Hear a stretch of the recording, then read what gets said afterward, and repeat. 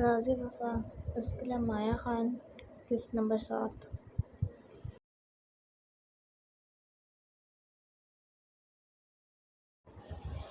ابا کیا ہوا ہے آپ کو؟ آنکھیں کھولیں۔ رومیسا صحن میں اپنا آپ چھوڑ کر بے ہوش ہوتے رمضان صاحب کو دیکھنے لگی، جو باہر سے آتے ہی گرنے کے انداز سے زمین بوس ہوئے تھے۔ ہائے کیا ہوا ہے رومیسا تیرے ابا کو؟ جا کر خان حویلی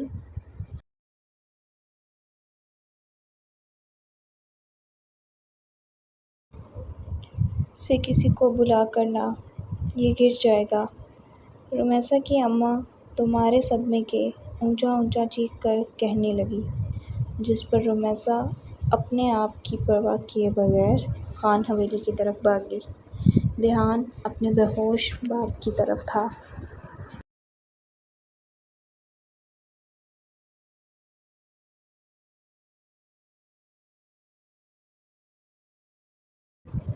اس لیے نہ وقت دیکھا نہ ہی کوئی اور پرواہ کی۔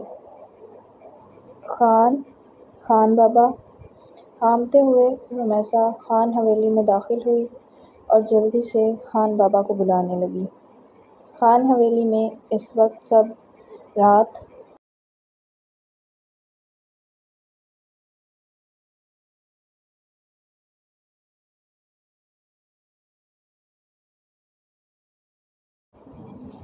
کا کھانا کھاتے اپنے اپنے کمرے میں جا چکے تھے۔ عبداللہ خان اور ریحانہ دونوں رومیسا کی چیخوں کی آواز سنتے فوراً اپنے کمرے سے باہر آئے۔ خان بابا کو پتہ نہیں کیا ہو گیا ہے، رومیسا ابھی انہیں دیکھتی روتے ہوئے بتانے لگی، جس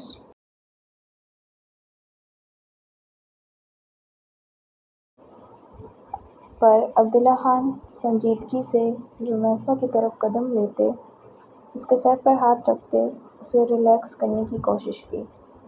بیٹا رونا بند کرو، خان سائیں دیکھتے ہیں، ریحانہ بیگم نے رومیسا کو اپنے ساتھ لگاتے کہا، اور عبداللہ خان کے ساتھ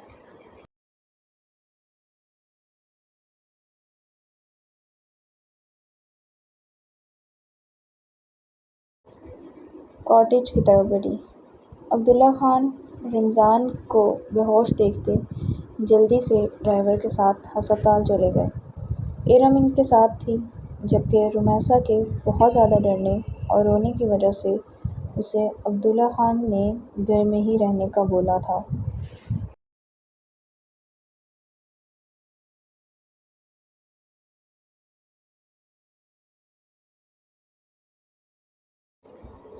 ریحانہ بیگم اسے اپنے ساتھ خان حویلی ہی لے آئی تھیں۔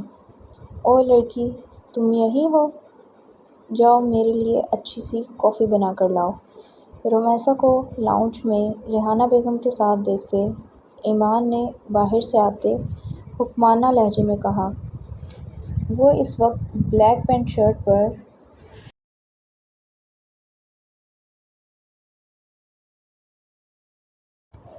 کھلے براؤن بال چھوڑے پیاری لگ رہی تھی۔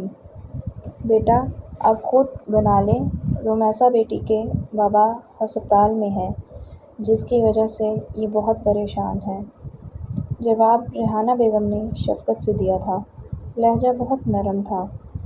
ان کے احساس کرنے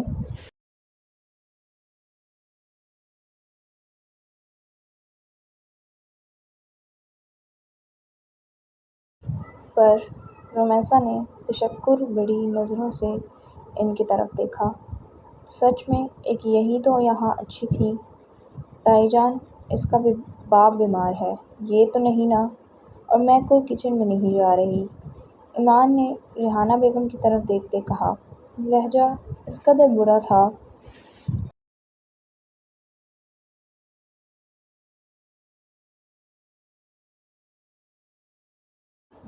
جیسے کسی کے بیمار ہونے سے اسے کوئی فرق نہ ہو۔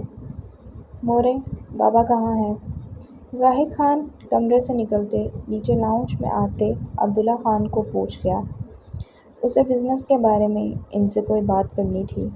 البتہ وہ رمیسا اور ایمان دونوں کو اگنور کر چکا تھا۔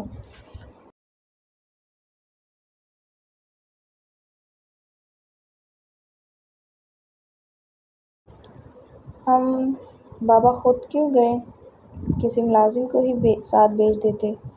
راہی خان نے ریحانہ بیگم کی تفصیل سنتے کہا۔ رمیسا نے ایک نظر حیرانگی سے اسے دیکھا۔ کیا یہ دونوں کزن انسان بھی تھے؟ نہیں، بالکل نہیں۔ اگر انسان ہوتے تو تھوڑے ہی سہی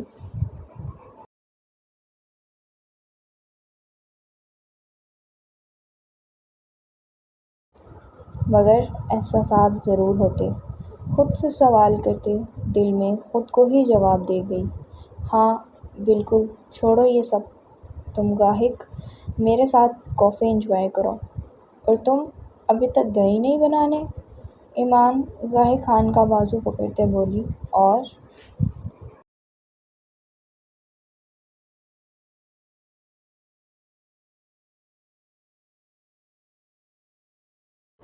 آخر میں رمیسا سے کہا، جو چپ چاپ اپنے بہتے آنسو صاف کرتی کچن کی طرف چل دی۔ وہ خود بھی ان خود غرض لوگوں میں نہیں بیٹھنا چاہتی تھی۔ گاہک اتنا بولا کرو جتنا بعد میں مقافات میں بھگت سکو۔ ریحانہ بیگم نہ چاہتے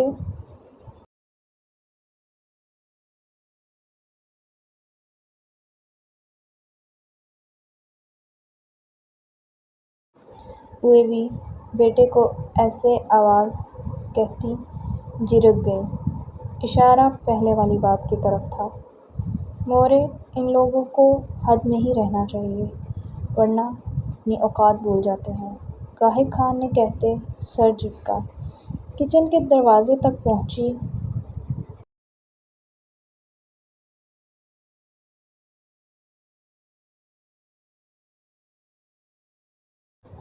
رمیسا تلخی سے مسکرائی۔ اسے عجیب سی احساس محرومی کا شکار کر رہے تھے یہ دونوں لوگ۔ یا اللہ، آپ مجھے بھی کاش کسی امیر کے گھر پیدا کر دیتے، لیکن میں اتنی مغرور کبھی نہ ہوتی، بلکہ میں تو شکر ادا کرتی اور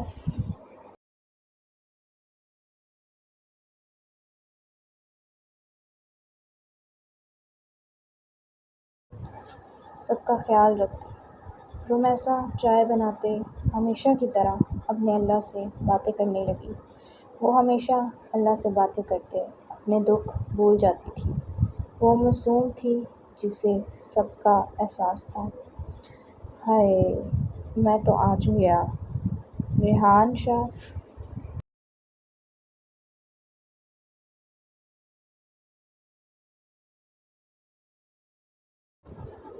ڈرامیٹک انداز میں بولا اور لاؤنج میں رکھے صوفے پر ٹہر گیا۔ بی جان اور نیہا شاہ دونوں اسے نڈھال دیکھتی پریشان ہوئی۔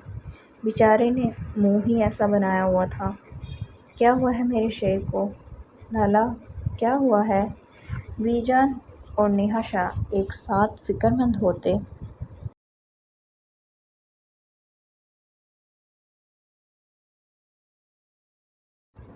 بولیں، کیا بتاؤں بی جان آپ کو، اور بھابھی آپ تو ویسے ہی معصوم ہیں۔ ریحان شاہ نے چہرے پر اداسی کے تاثرات سجاتے معصومیت سے کہا، یہ سب ڈرامے ہیں اس کے، بیگم بہت کام چور ہے یہ۔ اتنی دیر میں باہر سے آتے، آہستہ آہستہ اندر آتے دادا جان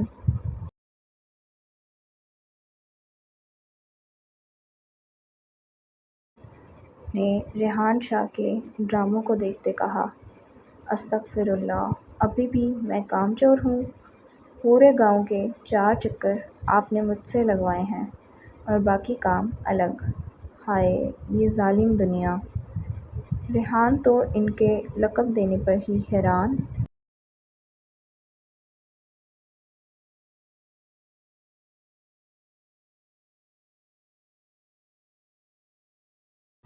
رہ گیا، جو صبح سے اسے اپنے ساتھ گھما رہے تھے اور اب بھی ایسے بول رہے تھے۔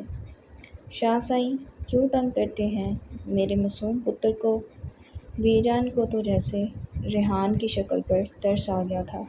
اس لیے فوراً بولی۔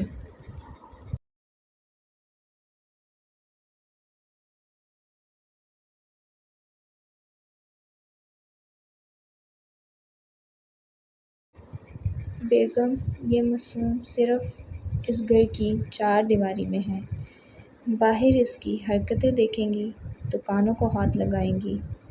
دادا جان نے فوراً سے کہا۔ وہ تو جیسے آج ریحان کے پیچھے ہاتھ دھو کر ہی پڑ گئے تھے۔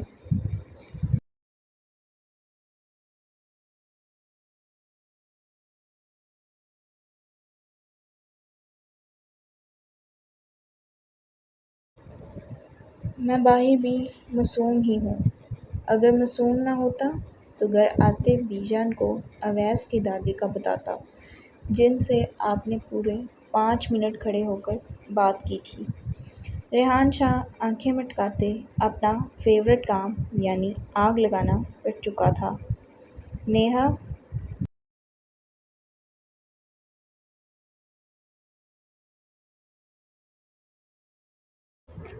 شاہ کے لب خود بخود مسکرائے۔ وہ چپ بیٹھی ریحان کی شرارت سمجھ چکی تھی۔ میں تجھے آج ہی کرتا ہوں کہ میرے گھر سے فساد تو ختم ہو۔ فسادن؟ دادا جان تو اس کی بات پر بھڑک ہی گئے تھے۔ اس نے آگ ہی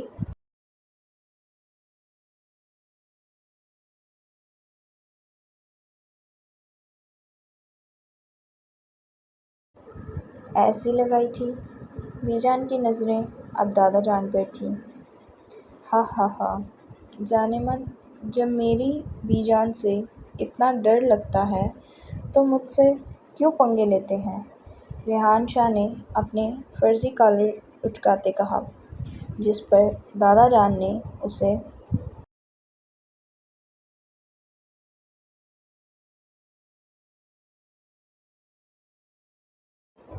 گردن سے پکڑا۔ چھوڑیں مجھے بی جان۔ ریحان کی دہائی پورے لاؤنج میں گونج رہی تھی۔ نیہا شاہ کھل کر مسکرا رہی تھی۔ شاید آج کافی عرصے بعد وہ ایسے مسکرائی تھی۔ بھابھی، بی جان بچائیں! نیہا شاہ کو ہنستے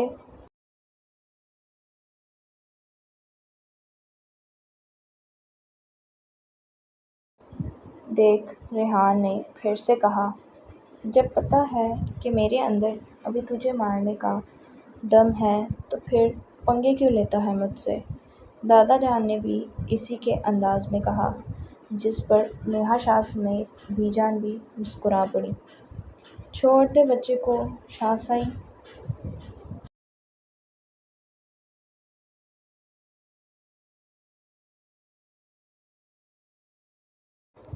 بی جان مسکراتے ہوئے بولی، میری گردن میں درد ہو رہا ہے۔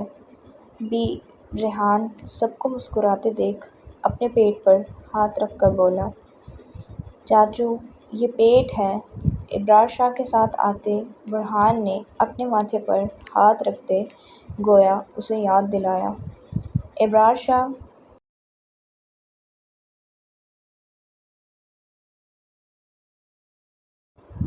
کو دیکھتے نیہا شاہ کے تاثرات فوراً سنجیدہ ہوئے۔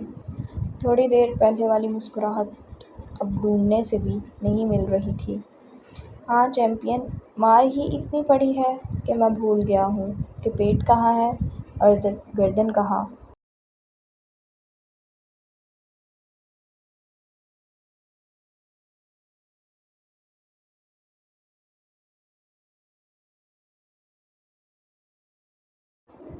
ریحان شاہ نے برہان کو اپنی طرف بلاتے اس کے گال چٹا چٹ چومتے کہا، کب سے اوپر لاؤنج میں کھڑی زوہا یہ منظر دیکھتی سوچ کر رہ گئی کہ یہ انسان کس قدر اپنی زندگی میں مطمئن اور خوش تھا اور اپنے ساتھ جڑے لوگوں کو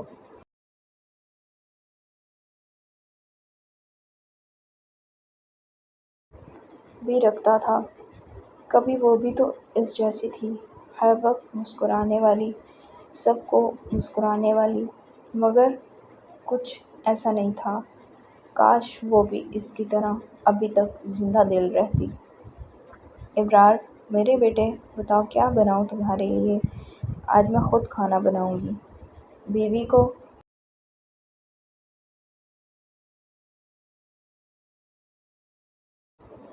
پرواہ نہیں ہے کہ شوہر 4 سال بعد گھر آیا، لیکن میں ابھی پرواہ کرنے کے لیے زندہ ہوں۔ سب کو مسکراتے دیکھ فرزانہ بیگم کچن سے باہر نکلتے بولی۔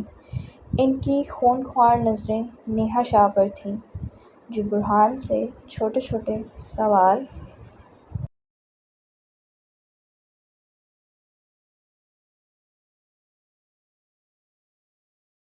کرتی باقی سب کو اگنور کیے ہوئے تھی۔ نہیں ماما، جو گھر بنے گا میں کھا لوں گا، آپ فکر نہیں کریں۔ ابرار شاہ ان کی فکر پر ان کے ہاتھ عقیدت سے چومتے بولا۔ لہجے میں ماں کے لیے عزت اور محبت واضح تھی۔ دیکھیں تو صحیح بی جان، میرا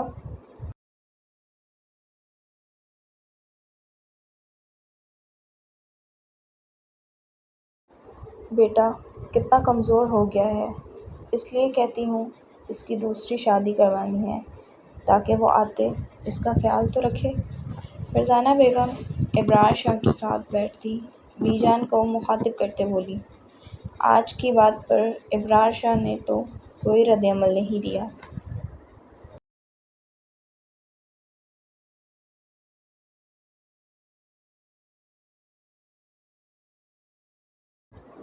اس کی نظریں تو سامنے بیٹھی نیہا شاہ پر تھی، جو سکون سے بیٹھی تھی، جیسے اس کے شوہر کی نہیں کسی اور کی دوسری شادی کی بات ہو رہی ہو۔ وہ تو پہلے پاگل ہو جاتی تھی اس ذکر پر بھی، تو اب ایسے چپ کیوں تھی؟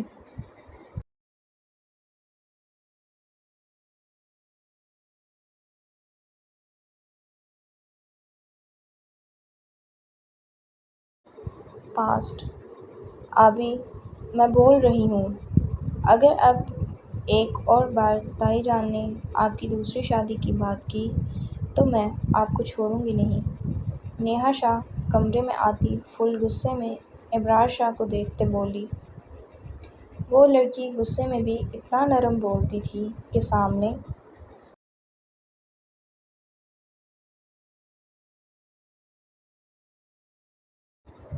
والے کو پتہ ہی نہیں چلتا تھا کہ وہ غصے میں ہے۔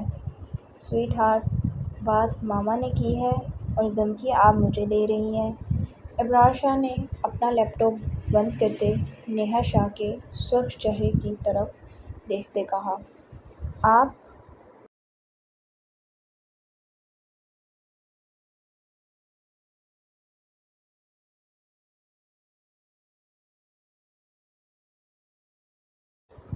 انہیں منع کریں تاکہ وہ بار بار یہ بات کر کے میرا دل نہ جلایا کریں۔ نیہا شاہ نے اب آنکھوں میں نمی لیے کہا، البتہ آواز بھیگ چکی تھی۔ اچھا میں انہیں بول دوں گا، آپ پاس آؤ میرے۔ ابرار شاہ نے ہاتھ آگے کرتے محبت سے اسے اپنے پاس بلایا، جس پر نیہا شاہ نے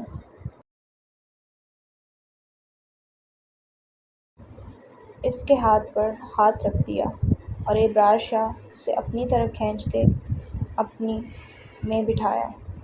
اب ابرار شاہ تھا اور اس کی حال بابا یہاں ماما کے ساتھ آ کر بیٹھیں۔ برہان شاہ کی میٹھی سی آواز نے ابرار شاہ کو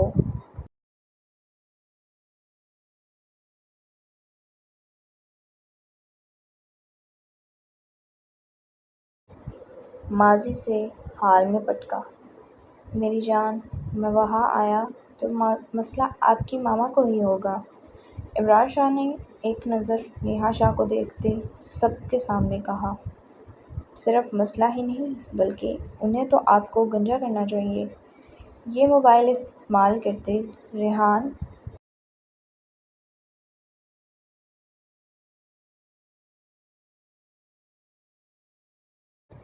شاہ نے برابر رول پلے کرتے کہا۔ ریلنگ پر کھڑی ضحیٰ شاہ کے لب خود بخود اس کی بات پر مسکرائے۔ ابرار شاہ نے اسے زبردست گھوری سے نوازا۔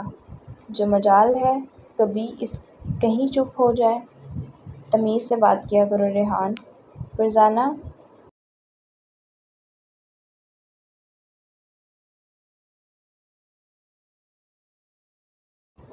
شاہ نے ریحان کو ٹوکا۔ آپ خود تو کہتی ہیں کہ میں آپ جیسا ہوں۔ ریحان نے کندھے اچکاتے جواب دیا۔ لہجہ شریف تھا۔ وہ اپنے والدین کی عزت کرنا جانتا تھا، لیکن فرزانہ بیگم سے ہمیشہ اس کا اختلاف رہتا تھا، کیونکہ وہ ہمیشہ غلط بات کرتے، لڑائی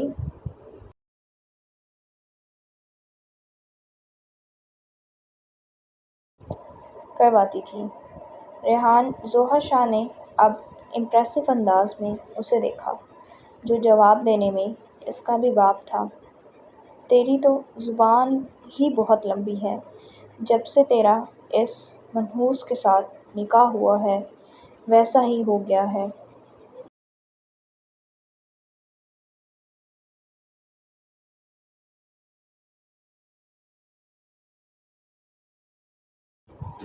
فرزانہ بیگم ہمیشہ کی طرح اپنی اولاد کی غلطی پر کسی اور کو کوسنے لگی۔ فرزانہ دادا جان نے غصے میں اسے ٹوکا۔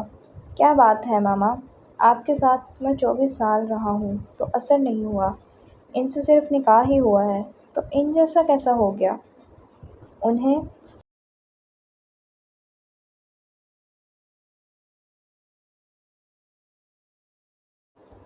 بیچ میں نہ لایا کریں، ورنہ میرے دل میں آپ کی رہی سہی عزت بھی ختم ہو جائے گی۔ ریحان نے انتہائی سنجیدگی سے کہا، اور اب وہ رکا نہیں بلکہ اٹھ کر باہر کی طرف بڑھ گیا۔ بی جان نے افسوس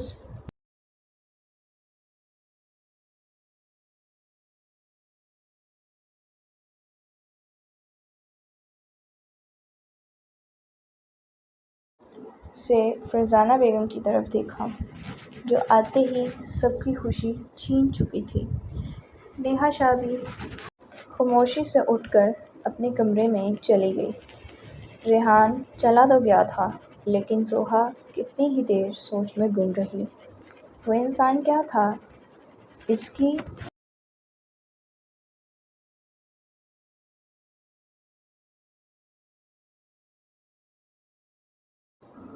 اتنی باتوں کے بعد بھی سب کے سامنے اس کی عزت کا پاس رکھتا تھا، لیکن یہ سوچیں ماضی کی تلخ حقیقت کو سوچتی ہوا ہوئی، اور وہ اپنے سیاہ کوٹ کے بٹن بند کرتی سیڑھیوں کی طرف آئی۔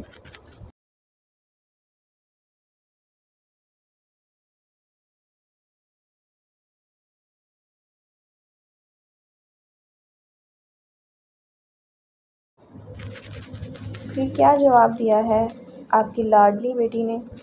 ساحل شاہ نے مقدس بیگم کی گود میں سر رکھتے پوچھا۔ اسے تھا کہ وہ خود اسے بتائیں، لیکن جب انہوں نے نہ بتایا تو بالآخر اب وہ خود پوچھ گیا۔ میرے اتنے پیارے بیٹے کو کوئی انکار کر ہی نہیں سکتا۔ وہ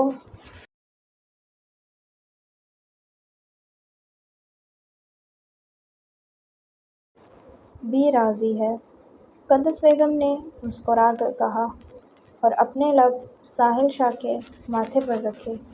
ساحل شاہ کی دل کی دھڑکنیں منتشر ہوئیں۔ ان کے الفاظ اس کے لیے زندگی کی نوید تھے۔ کیا واقعی اس کی محبت اسے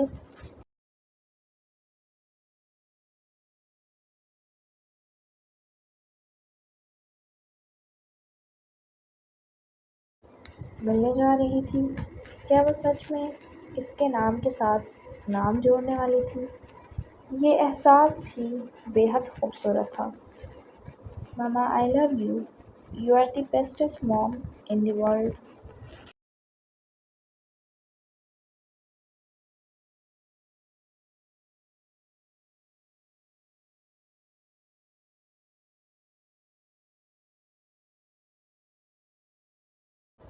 ساحل شاہ خوشی سے چہکتے ان کے ہاتھ چومتے بولا۔ اس کی خوشی اس کے چہرے سے واضح تھی۔ اللہ آپ کو ہمیشہ خوش رکھے میرے بیٹے۔ اگر آسانی سے محبت مل رہی ہے تو قدر کرنا، ہمیشہ اس کی، کبھی بھی اسے تنہا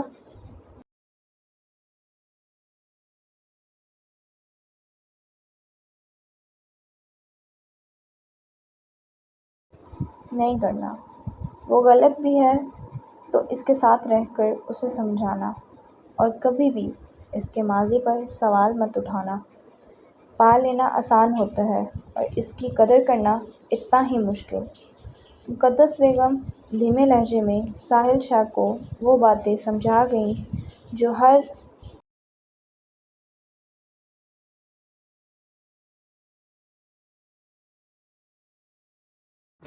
ماں کو اپنے بیٹوں کو سمجھانی چاہیے۔ وہ بھی سن رہا تھا اور یقیناً عمل بھی کرتا۔ میں کبھی آپ کو شکایت کا موقع نہیں دوں گا ماما، آپ فکر نہیں کریں، ساحل شاہ نے سمجھنے والے انداز میں سر ہلاتے کہا۔